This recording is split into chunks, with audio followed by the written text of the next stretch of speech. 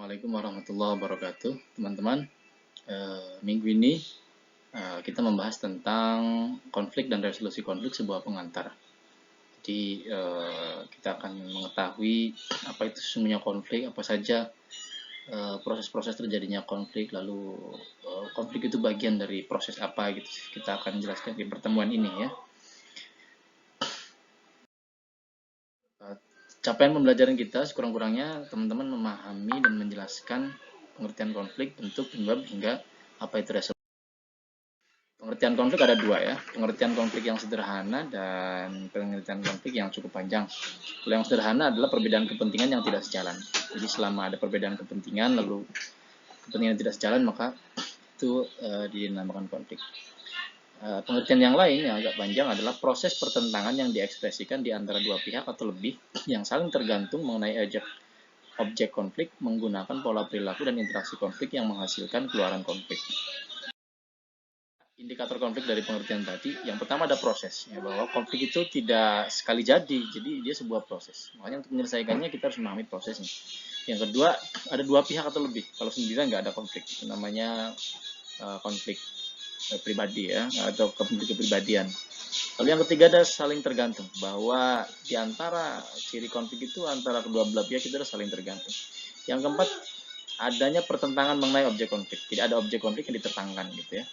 Yang kelima diekspresikan, bahwa konflik itu terekspresikan tidak dalam batin saja.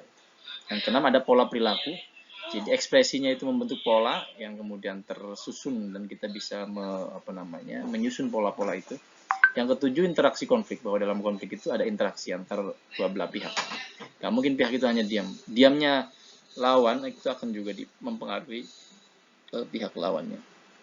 Lalu ada keluaran konflik. Konflik ini nanti keluarannya apa? Apakah eskalasinya lebih kuat, yang menang teman menang, atau sama-sama menang, ada kalah ada menang, ada kalah-kalah gitu ya. Lalu konflik itu apa?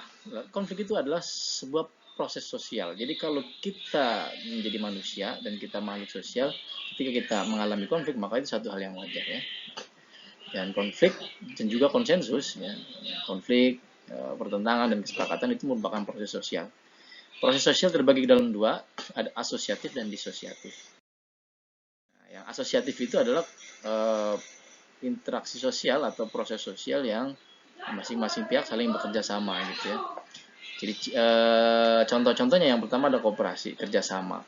Yang kedua ada akomodasi, yang ketiga asimilasi, dan keempat akulturasi. Kooperasi itu kerjasama, kalau akomodasi itu ketika terjadi pertentangan lalu yang dominan kemudian memberikan memberikan akomodasi ya, mewujudkan keinginan yang lawannya itu, maka itu akomodatif. Kalau asimilasi itu kedua belah pihak bersatu dalam waktu yang lama, atau dua budaya bersatu dalam waktu yang lama lalu menciptakan budaya baru, lalu menghilangkan ciri-ciri dari masing-masing budaya.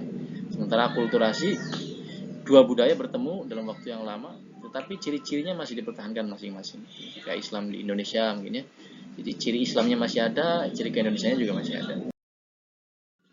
Yang kedua ada proses atau interaksi sosial yang bersifat disosiatif. Di situ artinya merusak, sosiatif itu kerjasama. Kerjasama yang terusak. Ada kompetisi, kontravensi, dan konflik. Kalau kompetisi masing-masing masih bersaing dalam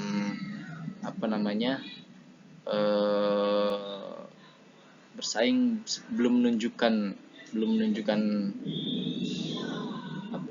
wujudnya gitu ya.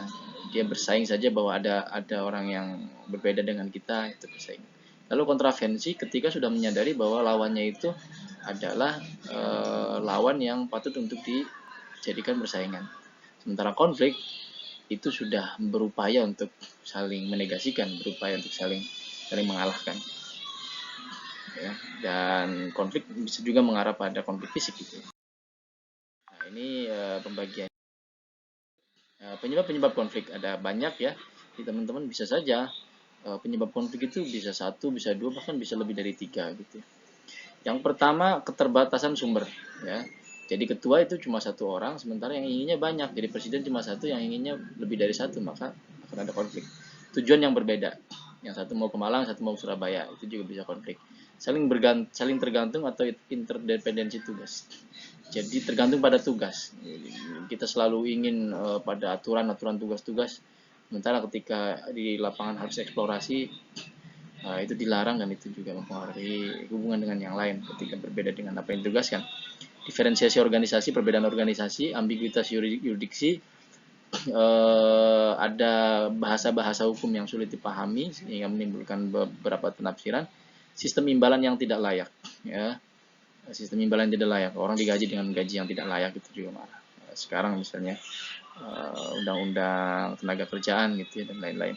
Komunikasi yang tidak baik, jelas ya, komunikasi itu melalui bahasa itu punya energi. Kalau bahasa dikeluarkan dengan tidak pada tempatnya, maka itu akan menyinggung.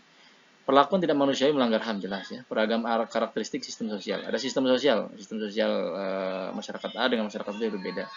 Itu bisa menimbulkan konflik. Jadi penyebab konflik.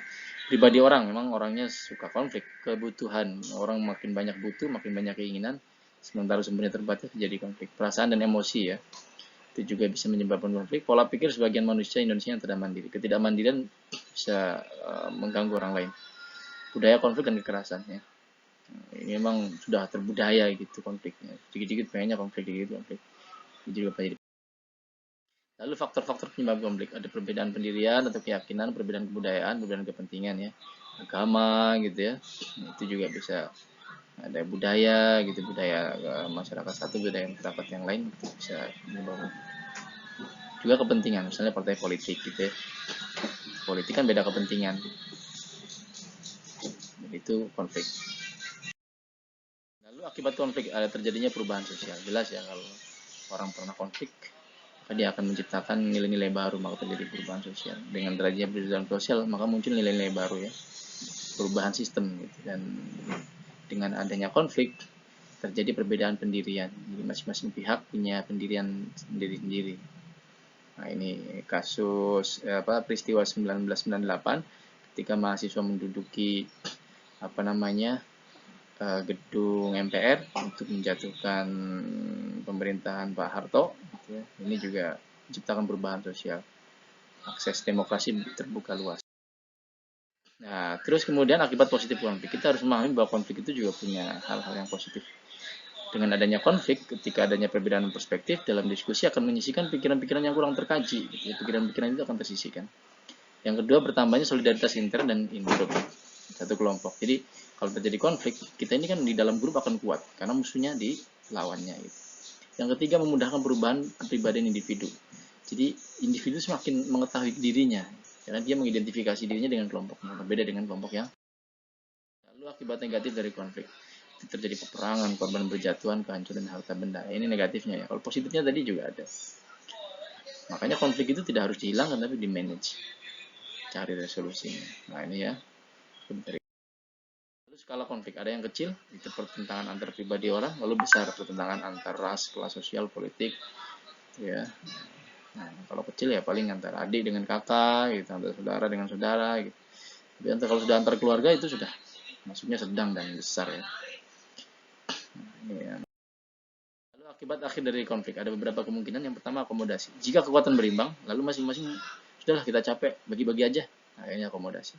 Ada dominasi. Ketika kekuatan tidak berimbang, ada yang kuat, ada yang lemah. Yang kuat kemudian mendominasi dan menerkam. Gitu, ini. Kalau sudah sama-sama kuat, akhirnya udahlah kita damai saja. Nah, lalu kemudian resolusi konflik. Apa itu resolusi konflik? Resolusi konflik adalah suatu proses yang memungkinkan seseorang untuk memecahkan konflik dalam sebuah metode, gaya, cara, dan sikap yang baik serta konstruktif. Menurut Senkel ya. Makanya resolusi konflik itu proses, karena konflik itu juga proses, maka resolusinya juga harus proses. Dia harus membutuhkan waktu untuk memahami ya. Untuk apa? Memecahkan masalah dengan metode, gaya, dan sikap yang baik dan konstruktif. Ya, menurut Mindes, suatu kemampuan untuk menyelesaikan suatu perbedaan yang memerlukan keterampilan dalam berorganisasi, berkompromi, dan lain-lain. Kemampuan ya, untuk menyelesaikan suatu perbedaan. Kalau menurut Fisher, suatu upaya untuk menangani berbagai sebab konflik dan kemudian berusaha untuk membangun suatu hubungan baru yang bisa bertahan lama di antara pihak-pihak yang berseteru. Nah, jadi tidak hanya menangani berbagai sebab-sebab konflik, tapi juga berusaha membangun hubungan baru supaya bertahan lama gitu ya hubungannya. Dan yang keempat, suatu proses komunikasi interpersonal yang digunakan oleh dua pihak yang berkonflik untuk mencapai sebuah titik kesepakatan yang baik serta memuaskan. Ini Homo labi. Oke, jadi yang bisa disimpulkan dari keempat definisi masing-masing tokoh ini itu adalah konflik itu merupakan satu proses untuk menyelesaikan satu masalah dengan dibekali oleh kemampuan tertentu dengan bahasa interpersonal yang baik untuk menghasilkan satu keluaran konflik yang baik tanpa merugikan salah satu pihak dan menciptakan hubungan yang baik pasca konflik dalam waktu yang lama. Jadi begitu ya.